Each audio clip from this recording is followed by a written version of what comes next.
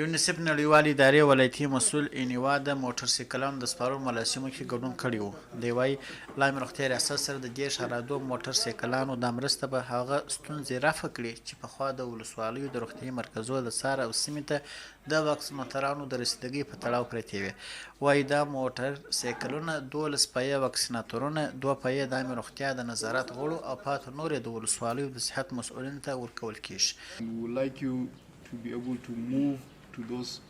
موږ تاسو نه غوښتنه لرو چې هغو سیمو ته لاړ شئ چې لرې پرتې وي، کوم ځای کې چې معصوم کوچنیان وي، تر څو هغوی واکسین شي، او موږ دا خدمات تر لرې پرتو سیمو پورې په وړیا ډول رسوو. د هلمند د عامې روغتیا رئیس وایي د دې موټرسایکلانو د ښې ساتنې او غوره ګټې اخیستنې په تړاو یې کار اخیستونکو ته مهمې سپارښتنې کړي دي. تقریبا ټول 10 موټرسایکله دي چې یونیسف راوستلي دي هلمند ته. دا تقریبا زموږ رسمي ولسوالۍ 14 دي.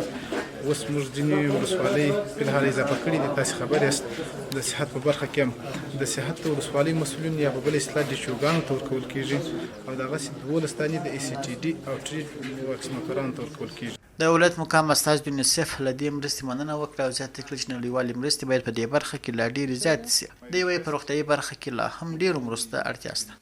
د دې څخه مو دا هیله ده چې راتلونکي د صحت په برخه کې او په نورو برخو کې خپلې همکاریانې لا جاري وساتي او پر دې باندې باید اکتفا ونه کړي. دا د ونیوال د یونیسف ادارې د هلمند په روغتیايي پوهنې برخه کې مرسته کوي چې ځایي اداره د لا ډېرې او پر ځای همکارۍ او مرستې غوښتنه کوي.